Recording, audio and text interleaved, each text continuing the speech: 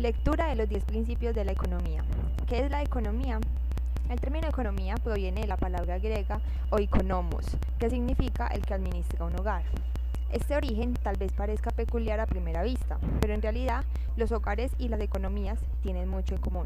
Un hogar tiene que tomar numerosas decisiones, tiene que decidir qué miembros van a realizar cada tarea y qué va a recibir cada uno a cambio. ¿Quién hará la comida? ¿Quién hará la colada? ¿Quién se tomará de merienda el trozo de torta que ha sobrado? ¿Quién elegirá el programa de televisión que van a ver? En suma, el hogar tiene que distribuir sus recursos, escasos entre sus distintos miembros, teniendo en cuenta la capacidad, los esfuerzos y los deseos de cada uno de ellos. La sociedad tiene que tomar, al igual que un hogar, numerosas decisiones. Tiene que decidir qué trabajos se realizarán y quiénes lo realizarán. Necesita algunas personas para trabajar la tierra, otras para hacer la ropa y otras para diseñar programas informáticos. Una vez que ha asignado a los individuos, así como la tierra, los edificios y las máquinas, a las diversas tareas, también tiene que asignar los bienes y servicios que estos producen. Tiene que decidir quién comerá caviar y quién patatas, quién conducirá un Mercedes y quién irá en autobús. Problema económico. Estas decisiones representan un síntesis del problema económico. Toda sociedad tiene que responder a 3 preguntas. ¿Qué bienes y servicios se deben producir? ¿Cómo se deben producir estos bienes y servicios? ¿Quién debe recibir los bienes y los servicios que se han producido? Sería fácil responder a estas preguntas si hubiera tantos recursos que la sociedad pudiera producir todo lo que quisieran sus ciudadanos, pero no es así. La sociedad nunca tendrá suficientes recursos para producir los bienes y los servicios que satisfarían los deseos y las necesidades de sus ciudadanos. Estos recursos se pueden clasificar, en términos generales, en 3 categorías. Tierra. Todos los recursos naturales de la tierra engloba cosas como los yacimientos minerales, por ejemplo, el mineral de hierro, el oro y el cobre, los peces que hay en el mar, el carbón y todos los productos alimenticios que produce la tierra. David Ricardo, 1817, en su obra Principios de la Economía Política y Tributación, se refiere a la tierra como la expresión, fuerzas originarias e indestructibles del suelo. Trabajo. El esfuerzo humano, tanto mental como físico, que se realiza en la producción, un trabajador de una fábrica que produce herramientas de precisión, un banquero inversor, un barrendero, un maestro, todos ellos son formas de trabajo. Capital. El equipo y las estructuras que se utilizan para producir bienes y servicios. Los bienes y capital engloban la maquinaria de las fábricas, los edificios, los tractores, los ordenadores, los hornos de cocina, todo aquello en lo que un bien no se utiliza por sí mismo, sino para su aportación a la producción. Escasez y elección. La sociedad tiene que gestionar los recursos que posee. La gestión de los recursos de la sociedad es importante porque estos son escasos. La escasez significa que la sociedad tiene unos recursos limitados y por tanto no puede producir todos los bienes y los servicios que desean tener los individuos. De la misma manera que un hogar no puede dar a todos y cada uno de sus miembros todo lo que desean. Una sociedad no puede dar a todos y cada uno de los individuos el máximo nivel de vida al que aspiran. La economía, en el estudio del modo en que la sociedad gestiona sus recursos escasos, se intenta responder a 3 preguntas fundamentales que hemos señalado antes. En la mayoría de las sociedades, la asignación de los recursos es fruto de las acciones conjuntas de millones de hogares y de empresas por medio de un sistema de mercados. Los economistas estudian el modo en que toman decisiones las personas, cuánto trabajan, qué compran, cuánto ahorran y cómo invierten sus ahorros. Estudian el modo en que se interrelacionan, por ejemplo, examinan la forma en que la multitud de compradores y vendedores de un bien determinan conjuntamente el precio al que se vende este y la cantidad que se vende. Analizan las fuerzas y las tendencias que afectan a la economía en su conjunto, entre las cuales se encuentran el crecimiento de la renta media, la proporción de la población que no encuentra trabajo y la tasa a la que suben los precios. Aunque el estudio de la economía tiene numerosas facetas, está unificado por varias ideas fundamentales. En el resto de este capítulo examinaremos los 10 principios de la economía. No se preocupe el lector si no los comprende todos al principio o si no le parecen totalmente convincentes. En los siguientes capítulos analizaremos estas ideas más extensamente. Aquí introducimos los 10 principios simplemente para ofrecer una visión panorámica del objeto de estudio de la economía. Considere este capítulo como un avance de las próximas atracciones. ¿Cómo toman decisiones los individuos? Una economía no tiene nada de misterioso, independientemente de que nos refiramos a la economía de un grupo de países como la Unión Europea, o la economía de un país como la India, o la economía de todo el mundo. Una economía no es más que un grupo de personas que se interrelacionan en su vida diaria. La economía se refiere a todas las actividades relacionadas con la producción y el intercambio que se realizan diariamente, es decir, todas, es decir, a todas las compras y todas las ventas. El nivel de actividad económica se refiere a la cantidad de compras y de ventas que se realizan en la economía durante un periodo de tiempo. Como la conducta de una economía refleja la conducta de los individuos que la componen, iniciamos nuestro estudio del análisis económico con 4 principios por los que se rigen los individuos para tomar decisiones. Primer principio: los individuos se enfrentan a disyuntivas. Hay un viejo dicho común entre los economistas que resume la primera lección sobre la toma de decisiones: el que algo quiere, algo le cuesta. Para conseguir lo que nos gusta, normalmente tenemos que renunciar a otra cosa que también nos gusta. Tomar decisiones es elegir entre los beneficios de un objetivo y los de otro. Consideremos el caso de un estudiante que tiene que decidir cómo va a repartir su recurso más valioso, su tiempo. Puede dedicarlo todo a estudiar economía, la cual le reportará beneficios como una calificación más alta. Puede dedicarlo todo a disfrutar de actividades de ocio, lo cual le reportará otros beneficios, o puede repartirlo entre las dos actividades. Por cada hora que estudia, renuncia a una hora que podría dedicar a ir al gimnasio, a montar en bicicleta, a ver la televisión, a echarse la siesta o a trabajar el tiempo parcial a fin de tener algún dinero más para sus gastos. Consideremos el caso de los padres que tienen que decidir cómo van a gastar la renta familiar. Pueden comprar alimentos, ropa o unas vacaciones familiares, o pueden ahorrar una parte de esa renta para cuando se jubilen, o quizá para ayudar a los hijos a comprar una casa o un apartamento cuando crezcan. Cuando deciden gastar un euro más en uno de estos bienes, tienen un euro menos para gastar en algún otro. Cuando los individuos se agrupan en sociedades, se enfrentan a diferentes tipos de disyuntivas. La clásica es la disyuntiva entre el gasto en defensa y el gasto en alimentos. Cuando más gastamos en defensa nacional para proteger a nuestro país de los agresores extranjeros, menos podemos gastar de bienes de consumo para mejorar nuestro nivel de vida. En la sociedad moderna también es importante la disyuntiva entre un medio ambiente limpio y un elevado nivel de renta. La legislación que obliga a las empresas a reducir la contaminación eleva el coste de la producción de bienes y servicios. Al ser más altos los costes, estas acaban obteniendo menos beneficios, pagando unos salarios más bajos, cobrando unos precios más altos o las tres cosas a la vez. Por tanto, aunque la legislación sobre la contaminación es beneficiosa porque consigue un medio ambiente más limpio y como consecuencia mejora la salud, también tiene un coste.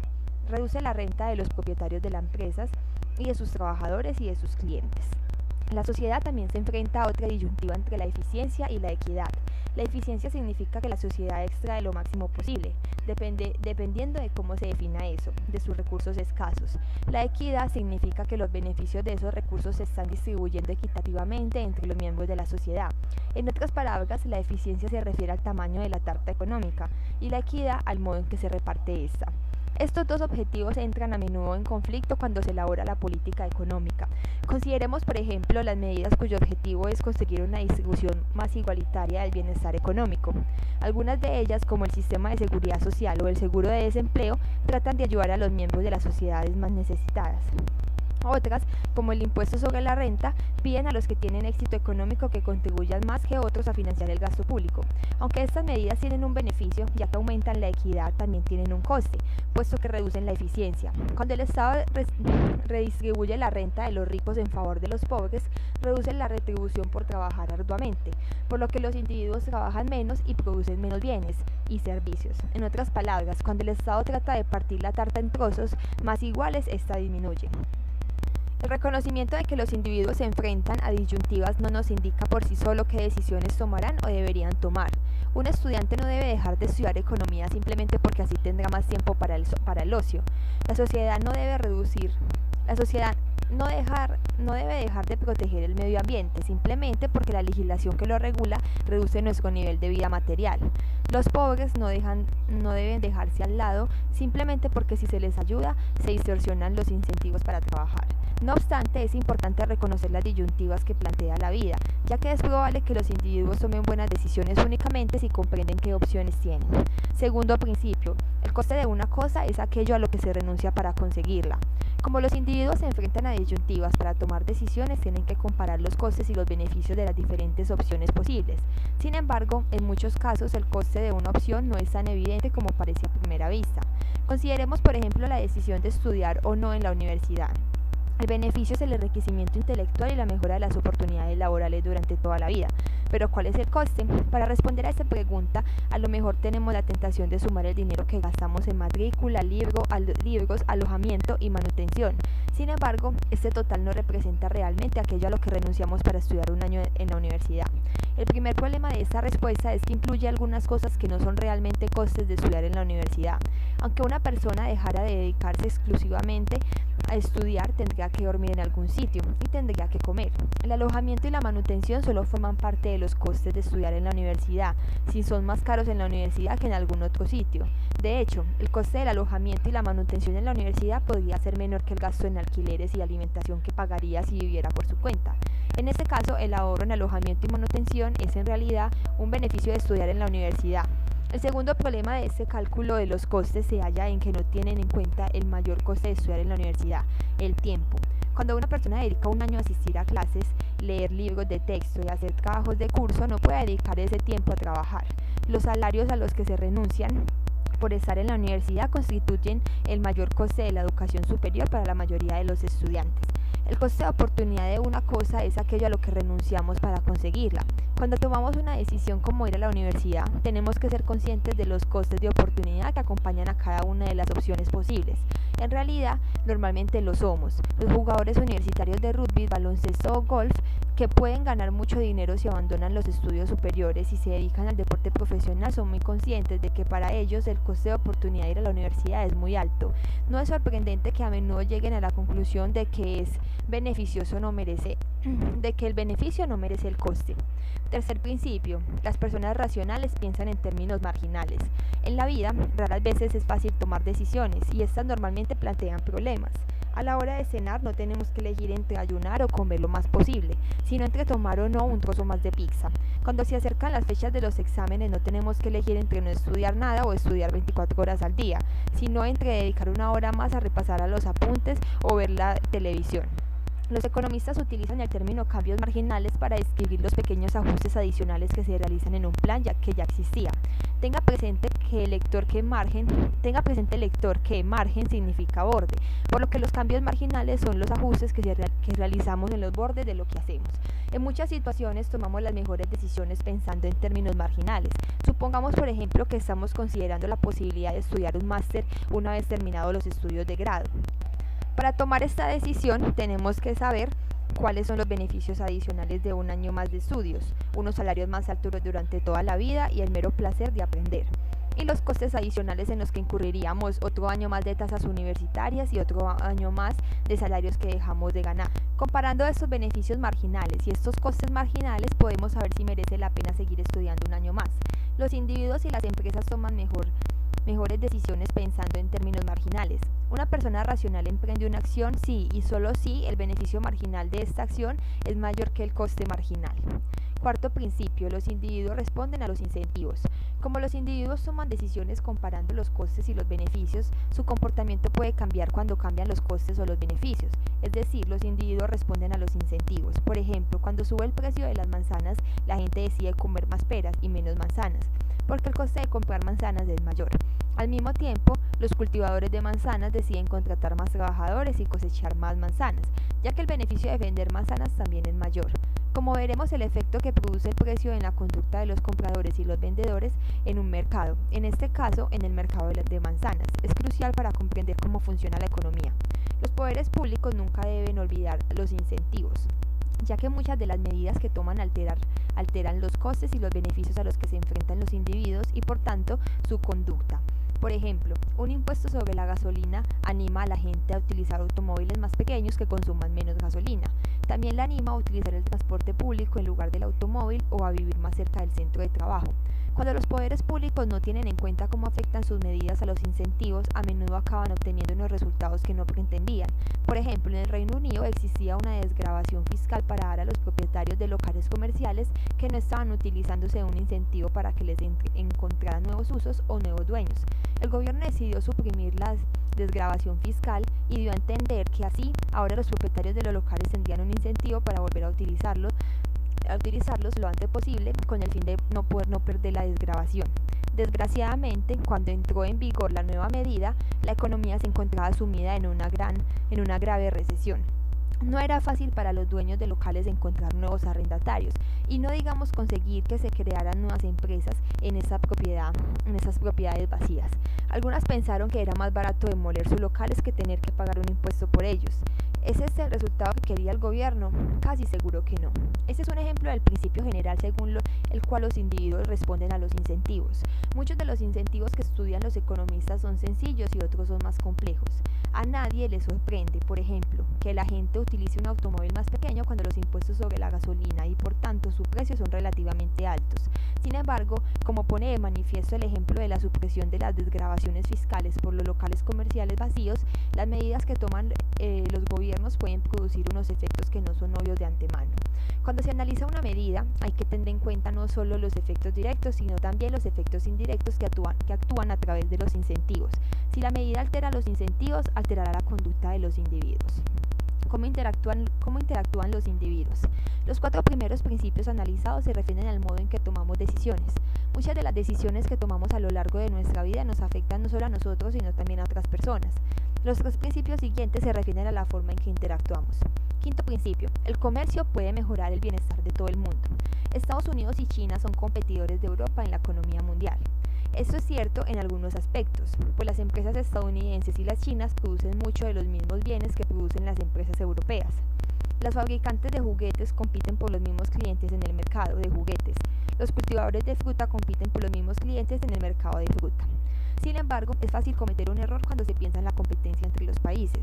El comercio entre Europa y Estados Unidos y China no es como una competición deportiva, en la que uno de los equipos gana y el otro pierde, un juego de suma cero.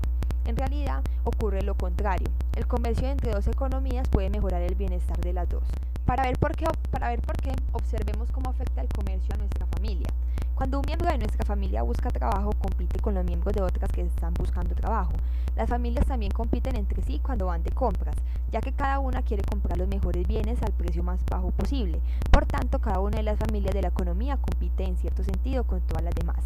A pesar de esta competencia, nuestra familia no mejoraría su bienestar si se aislara del resto.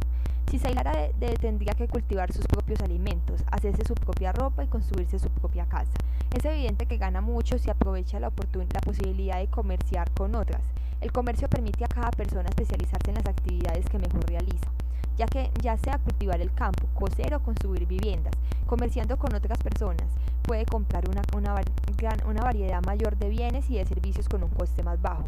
Los países, así como las familias, se benefician de la posibilidad de comerciar entre sí. El comercio permite a los países especializarse en lo que hacen mejor y disfrutar de una mayor variedad de bienes y de servicios. Los japoneses y los estadounidenses, así como los coreanos y los brasileños, son tanto socios de Europa en la economía mundial como competidores. Sexto principio, los mercados normalmente constituyen un buen mecanismo para organizar la actividad económica. La caída del comunismo en la Unión Soviética y en Europa Oriental durante la década de los 80 posiblemente sea el cambio más importante que ha ocurrido en el mundo en los últimos 50 años. Los países comunistas se basaban en la premisa de que los planificadores centrales del gobierno eran los que estaban en mejores condiciones para dirigir la actividad económica y responder a las 3 preguntas fundamentales del problema económico. Esos planificadores decidían qué bienes y servicios se producían, qué cantidad se producía y quiénes lo producían y los consumían. La planificación central se basaba en la teoría de que el gobierno era el único que podía organizar la actividad económica de una forma que promoviera el bienestar económico del país en su conjunto. Actualmente, la mayoría de los países que tenían una economía basada en un sistema de planificación central, como Rusia, Polonia, Angola, Mozambique y la República Demócrata del Congo, ha abandonado este sistema y está tratando de desarrollar economías de mercado. En una economía de mercado, las decisiones del planificador central son sustituidas por las decisiones de millones de empresas y hogares. Las empresas deciden a quién contratan y qué producen. Los hogares deciden en qué empresas trabajan y qué compran con su renta. Estas empresas y hogares interactúan en el mercado, en el cual los precios y su interés personal orientan sus decisiones. El éxito de las economías de mercado es desconcertante a primera vista. Al fin y al cabo, en una economía de mercado nadie tiene en cuenta el bienestar económico de la sociedad en su conjunto. En los libres mercados hay muchos compradores y vendedores de numerosos bienes y servicios, y a todos les interesa principalmente su propio bienestar. Sin embargo, a pesar de que las decisiones se toman de una manera descentralizada y de que las tomas buscan su propio provecho, las economías de mercado han demostrado ser capaces de organizar con notable éxito la actividad económica de una forma que promueve el bienestar económico general. Uno de nuestros objetivos en este libro es comprender la magia de la mano invisible de Adam Smith cuando el lector estudia economía. Verá que los precios son el instrumento con el que la mano invisible dirige la actividad económica. Los precios reflejan tanto el valor que tiene un bien para la sociedad como el coste que tiene para ella producirlo. Como los hogares y las empresas observan los precios cuando deciden a lo que van a comprar y a vender. Tienen en cuenta sin saberlo los beneficios y los costes sociales de sus actos. Por lo tanto, los precios ayudan a estos agentes económicos a obtener unos resultados que en muchos casos maximizan el bienestar de la sociedad en su conjunto. Séptimo principio. El Estado puede mejorar a veces los resultados del mercado. Si la mano invisible del mercado es tan maravillosa, ¿por qué necesitamos al Estado? Una de las respuestas es que la mano invisible necesita al Estado para protegerlo. Acá vamos a ver la mano invisible de Adam Smith. La gran obra de Adam Smith, una investigación sobre la naturaleza y las causas de la riqueza de las naciones, que se publicó en 1776, constituye un hito en el análisis económico. Su énfasis en la mano invisible de la economía de mercado refleja un punto de vista común de los llamados pensadores de la Ilustración de finales del siglo XVIII, a saber que normalmente lo mejor es dejar que los individuos se las arreglen solos sin que los guíe el Estado. Esa filosofía política constituye la base intelectual de la economía de mercado. ¿Por qué funcionan también las economías de mercado descentralizadas? Es porque se puede confiar en que la gente se tratará con efecto y amabilidad. En absoluto. He aquí como describe Adam Smith la forma en que interactúan los individuos en una economía de mercado. El hombre casi siempre tiene la ocasión de recibir la ayuda de sus semejantes y es inútil que la espera de su benevolencia solamente. Es más probable que lo consiga si puede inclinar en su favor el egoísmo de ellos, demostrándoles que les interesa hacer lo que él les pide. No es la benevolencia del carnicero, del cervecero o del panadero la que procura el alimento, sino la consideración de su propio interés. Todo individuo ni pretende promover el interés público ni saber cuánto le está promoviendo. Lo único que busca es su propio provecho y en este, como en otros muchos casos, una mano invisible lo lleva a promover un fin que no entraba en sus intenciones. Tampoco es siempre malo para la sociedad que no entrara en sus intenciones. Al buscar su propio interés, promueve el de la sociedad más eficazmente que si realmente pretendiera promoverlo. Lo que dice Smith es que los participantes en la economía actúan movidos por sus propios intereses y que la mano invisible del mercado lleva a estos intereses personales a promover el bienestar económico general. Muchas de las ideas de Smith siguen encontrados en el Centro de Análisis Económico Moderno. Nuestro análisis de los capítulos siguientes nos permitirán expresar sus conclusiones con mayor precisión y examinar exhaustivamente las virtudes y los defectos de la mano invisible del mercado. Los mercados solo funcionan si se hacen respetar los derechos de propiedad. Un agricultor no cultivará nada si se espera que le roben la cosecha, y un restaurante no servirá almuerzo si no tiene la seguridad de que los clientes no se irán sin pagar. Todos recurrimos a la policía o a los tribunales que se ponen a nuestra disposición el Estado para que velen por nuestros derechos sobre las cosas que producimos. Hay sin embargo otra respuesta a la pregunta de por qué necesitamos al Estado. Aunque los mercados normalmente constituyen un buen mercado para organizar la actividad económica, existen algunas importantes excepciones. Hay dos grandes razones por las que el Estado debe intervenir en la economía: para promover la eficiencia y la equidad, es decir, la mayoría de las medidas económicas tienen por objeto agrandar la tarta económica y cambiar la manera en que se reparte. Aunque la mano invisible a menudo lleva a los mercados a asignar los recursos eficientemente, no siempre es así. Los economistas utilizan el término fallo del mercado para referirse a las situaciones en las que el mercado no asigna eficientemente los recursos por sí solo. Una de las causas posibles de los fallos del mercado son las externalidades, que son los efectos que producen los actos de una persona en el bienestar de otra, un tercero, y a la que no le compensan por ello. El ejemplo clásico de un coste externo es la contaminación. Otra de las causas posibles de los fallos del mercado es el poder de mercado, que se refiere a la capacidad de una persona o de una empresa, o de un grupo de empresas, para influir indebidamente en los precios del mercado. Cuando hay un fallo de mercado, una política bien diseñada puede mejorar la eficiencia económica. La mano invisible también puede no garantizar la distribución equitativa de la prosperidad económica. Una de las tres preguntas a las que tiene que responder la sociedad es quién recibe lo que se produce. Una economía de mercado retribuye a los individuos según su capacidad para producir cosas que otros están dispuestos a pagar. El mejor jugador de fútbol del mundo gana más que el mejor jugador de ajedrez del mundo, simplemente porque la gente está dispuesta a pagar más por ver un partido de fútbol que por ver una partida de ajedrez. Esa persona está recibiendo más de lo que se produce como consecuencia de lo que gana. La mano invisible no garantiza a todo el mundo suficientes alimentos, una ropa decente y una asistencia sanitaria adecuada. Muchas de las medidas que toman los poderes públicos, como el impuesto sobre la renta y el sistema de seguridad social, pretenden conseguir una distribución más equitativa del bienestar económico. Decir que el Estado puede mejorar a veces los resultados del mercado no significa que siempre los mejore. Las medidas no son tomadas por ángeles, sino que son un fruto de un proceso político que dista de ser perfecto. Algunas veces su único objetivo es recompensar a los que tienen poder político, otras son tomadas por gobernantes bien intencionados que no están totalmente informados. Uno de los objetivos del estudio de la economía es ayudar a saber cuándo es justificable la política de un gobierno para promover la eficiencia o la equidad y cuándo no. ¿Cómo funciona la economía en su conjunto? Hemos comenzado viendo cómo toman decisiones los individuos y a continuación hemos visto cómo interactúan. Todas estas decisiones e interacciones constituyen la economía. Los 3 últimos principios de los 10 se refieren al funcionamiento de la economía en su conjunto. La microeconomía y la macroeconomía. La economía se estudia en diferentes niveles. Los 7 primeros principios implican el estudio de las decisiones de los hogares y de las empresas, así como de su interacción en los mercados de bienes y servicios concretos. En los 3 últimos principios examinamos el funcionamiento de la economía en su conjunto, que es simplemente la suma de las actividades que realizan todos los agentes económicos en todos estos mercados. Desde la década de los 30 aproximadamente, el campo de la economía se ha dividido tradicionalmente en 2 grandes subcampos. La microeconomía es el estudio del modo en que toman decisiones los hogares y las empresas, y de la forma en que interactúan en cada mercado. La macroeconomía es el estudio de fenómenos que afectan el conjunto de la economía. Un microeconomista podría estudiar los efectos de un impuesto sobre el uso del automóvil para reducir el tráfico en el centro de la ciudad, las consecuencias de la competencia extranjera para la industria automovilística europea o el medio en que influye la posición de estudios universitarios en los que gana una persona a lo largo de toda su vida. Un macroeconomista podría estudiar los efectos del endeudamiento del Estado, la evolución de la tasa de desempleo de una economía o distintas medidas para aumentar el crecimiento de niveles de vida de un país. La microeconomía y la macroeconomía están estrechamente relacionadas entre sí, como los cambios de la economía agregada son el resultado de las decisiones de millones de personas. Es imposible comprender los fenómenos macroeconómicos sin examinar las decisiones microeconómicas correspondientes. Por ejemplo, un macroeconomista podría estudiar la repercusión de una reducción del impuesto sobre la renta en la producción total de bienes y servicios de una economía.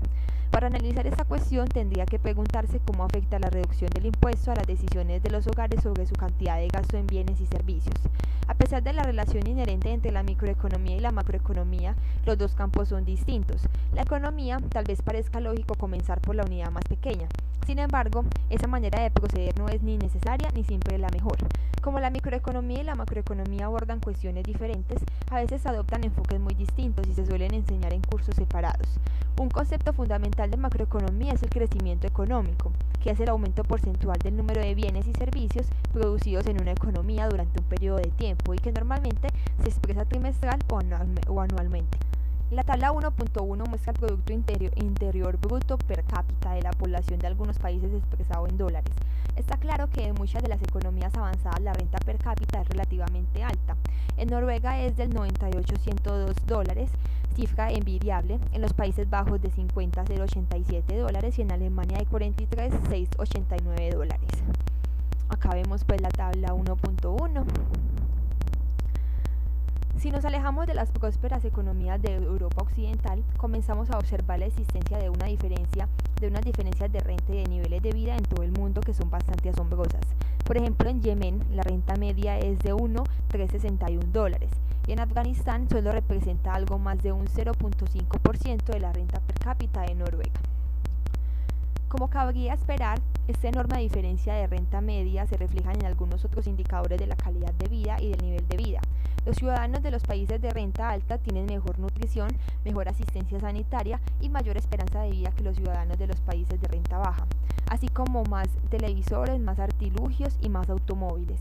El nivel de vida también varía significativamente a lo largo del tiempo. En los últimos 5 años, el crecimiento económico ha sido alrededor de un 4.68% al año en Albania, de alrededor de un 10.5% al año en China, pero en Letonia la economía se ha contraído en torno a un 1.4% durante ese mismo periodo de tiempo.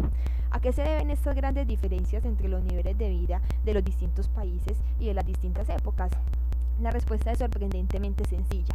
Casi todas las diferencias entre los niveles de vida son atribuibles a las diferencias entre los niveles de productividad de los países, que es la cantidad de bienes y servicios producidos con cada hora de tiempo de un trabajador.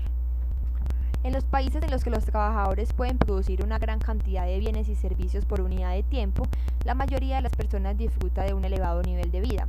En los países cuyos trabajadores son menos productivos, la mayoría de las personas lleva una existencia más precaria. Asimismo, la tasa de crecimiento de la productividad de un país determina la tasa de crecimiento de su renta media. La relación fundamental entre la productividad y los niveles de vida es sencilla, pero sus consecuencias son trascendentales. Si la productividad es el principal determinante de los niveles de vida, las demás explicaciones tienen necesariamente una importancia secundaria. Por ejemplo, podría ser tentador atribuir a los sindicatos o a la legislación sobre el salario mínimo el aumento que ha experimentado el nivel de vida de los trabajadores en los últimos 50 años. Sin embargo, el verdadero héroe de los trabajadores es el aumento de su productividad. La relación entre la productividad y los niveles de vida también tiene profundas consecuencias para la política económica. Cuando nos preguntamos cómo afectará una medida cualquiera a los niveles de vida, la pregunta fundamental es cómo afectará a nuestra capacidad para producir bienes y servicios.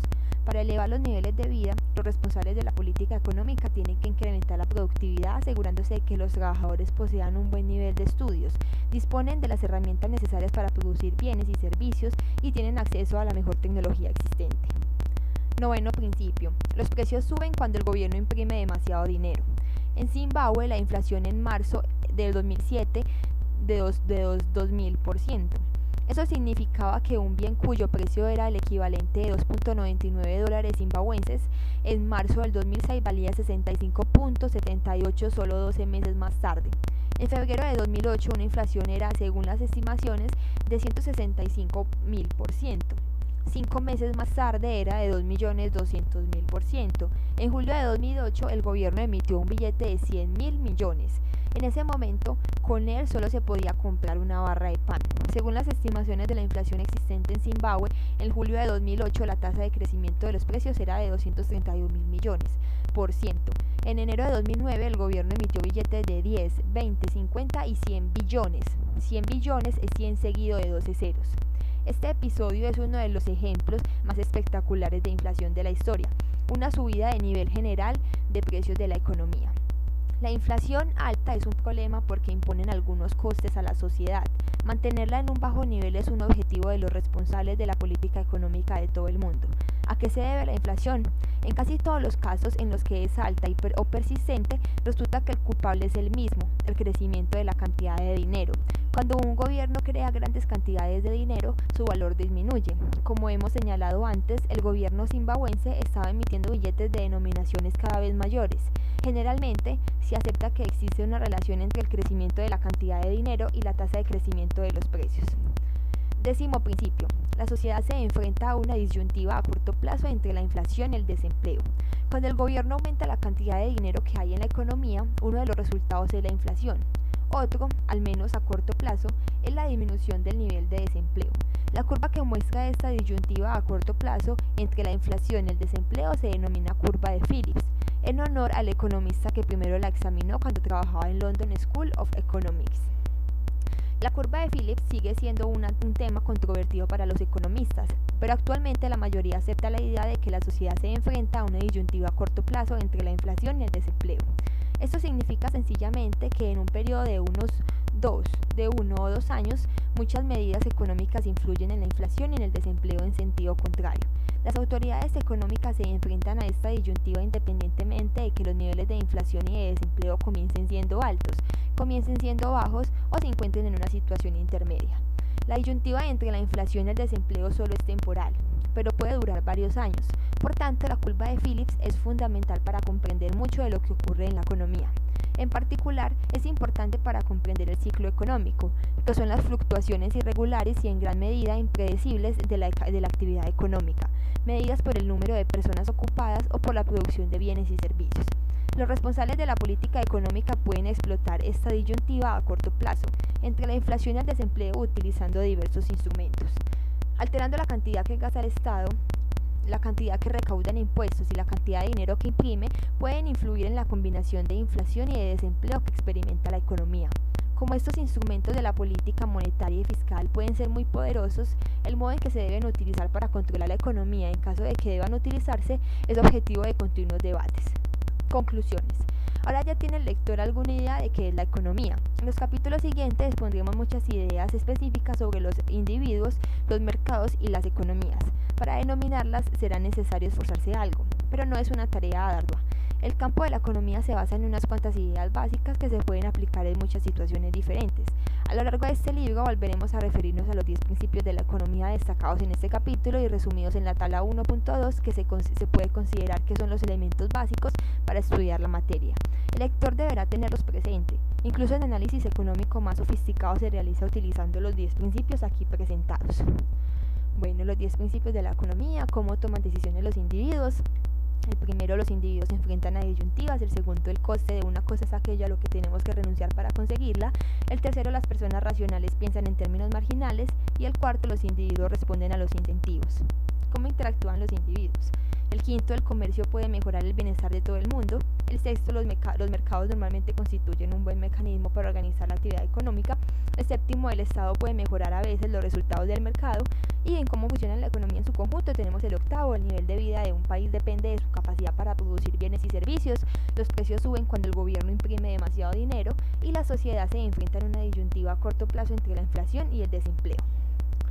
Bueno, acá nos dicen pues cómo leer el libro, un resumen pues de lo que acabamos de leer y preguntas y aplicaciones.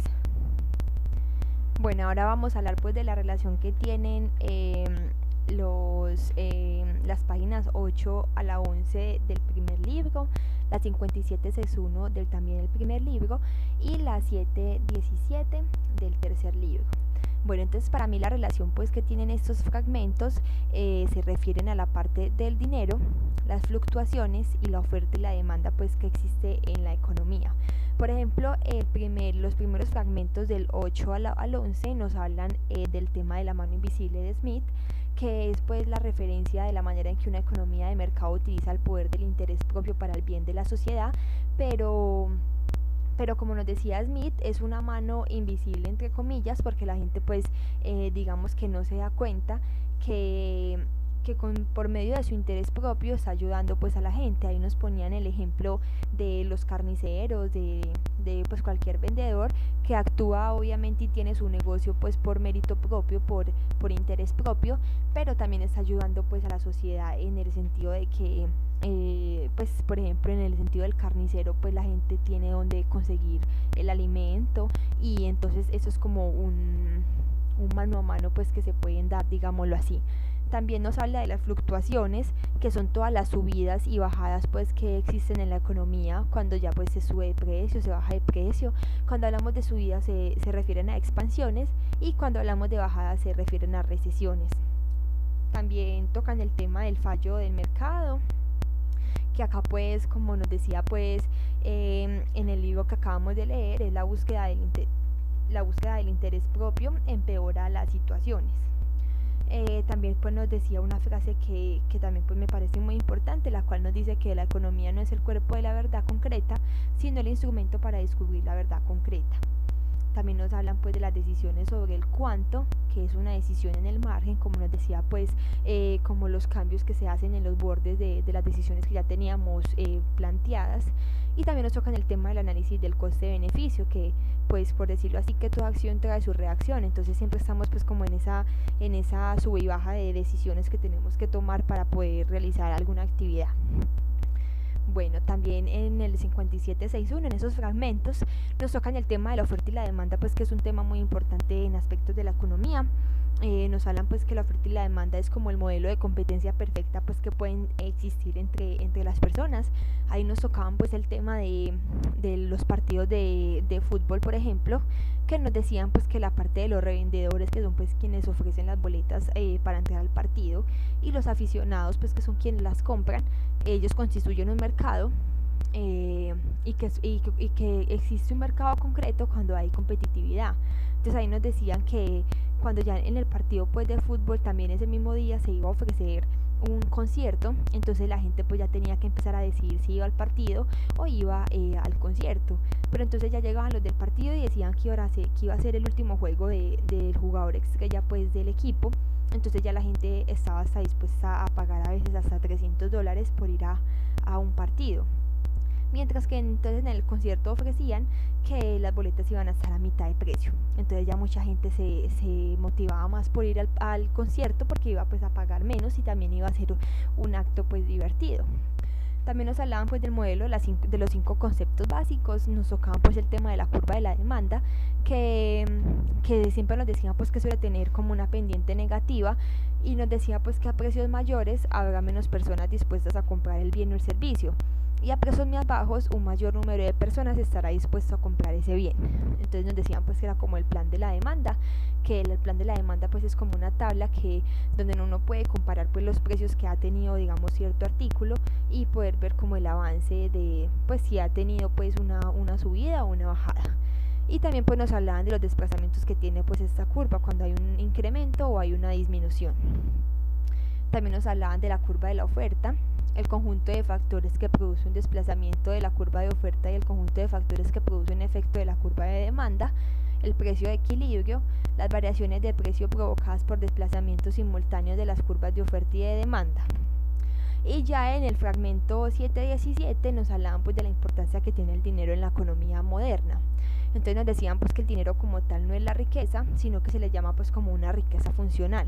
Nos decía pues que siempre existe una confusión entre dinero y riqueza, que porque nace pues del hecho de que un individuo puede decir que puede tener bastante dinero, que es rico, simplemente pues porque tiene plata. Pero la razón es que pues al tener esa cantidad de dinero puede obtener más cosas, pues puede comprar más bienes y servicios. Entonces lo que realmente pues constituye la riqueza no es como tal el dinero, sino todo lo que se puede comprar con él. Nos hablaban de una economía de intercambio que al inicio pues se tocaba pues el tema del trueque, y nos decían pues que nosotros en esos momentos en la economía moderna se trabaja para los demás y los otros también trabajan para nosotros. Nos decían pues que es como una economía monetaria y que el dinero acorta el tiempo y el esfuerzo en procesos de intercambio porque pues lo ven como un activador financiero, la parte pues del dinero, y que generalmente es aceptado por todo el mundo pues que tiene pues una economía. Nos decía que cuando la economía es cerrada, o sea que no existe un sector externo, hay 3 agentes que interactúan pues en los mercados de bienes y de servicios y en los mercados de factores de producción, que serían pues los hogares, las empresas y el gobierno, que como tal pues interactúan entre sí, porque los hogares, digamos pues que las personas de los hogares son los que trabajan en las empresas, pero a la vez las empresas también necesitan del gobierno para pues como estar en el margen pues legal. Nos tocaban pues el tema de mercado de bienes, de servicios y mercado de factores de producción, que ahí es pues donde hablamos pues del tema de oferta y de demanda, que es uno pues como de los puntos factores que se relaciona con los otros artículos. En la parte de mercados de bienes y de servicios nos decían pues que los consumidores compran y consumen bienes y servicios, y que eso pues se le llama demanda, y que quienes producen y venden, que son las empresas, a cambio de dinero sería pues la oferta. Nos hablan pues del mercado de los factores de la producción, que en este caso pues serían los hogares y las empresas que interactúan pues entre sí con un medio de pago que es como el dinero. Entonces que los hogares como dueños pues de factores de producción venden a las empresas para que utilicen a los procesos productivos, ese sería pues como la oferta, y que ya las empresas pues los contratan y los implantan en los factores de producción, esa sería pues la demanda. Entonces ya las personas pues hacen el proceso de producir todos los bienes y los servicios en la parte productiva pues de la empresa, a cambio pues de un pago o de una remuneración. Y ya pues nos tocaban también en la economía de trueque, que era pues la que se utilizaba pues en épocas pasadas, pero acá nos decían pues que en esa economía de trueque pues existe mucha pérdida de tiempo y de esfuerzo buscando pues como el negocio que se adapte a todas las necesidades pues de quienes desean intercambiar bienes, y que también debe existir una doble coincidencia de deseos.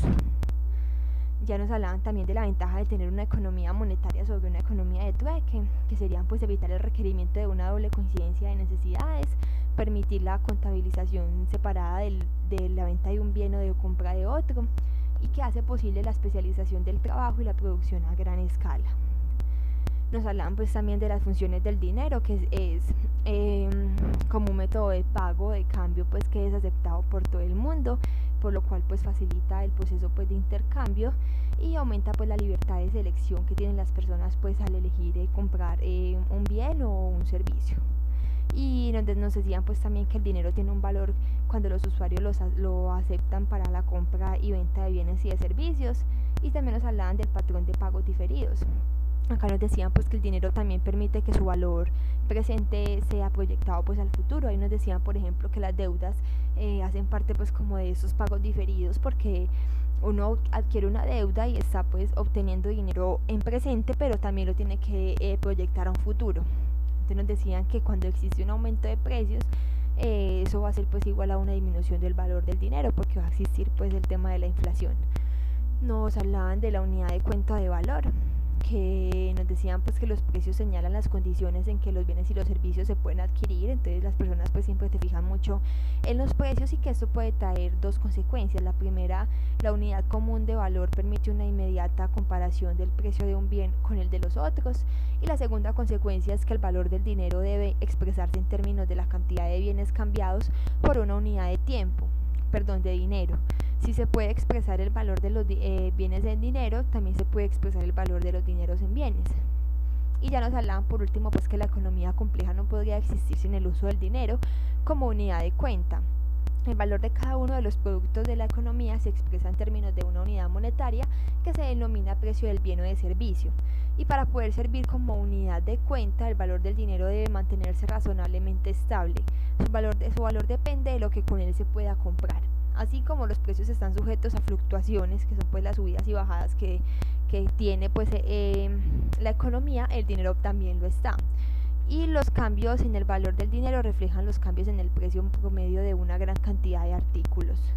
Y ya pues por último nos tocaba en el tema de la liquidez. Nos decían pues que el dinero es una forma de almacenar riqueza líquida, y que la liquidez pues es la propiedad o característica que tiene un activo de ser fácilmente cambiado por otra cosa de valor.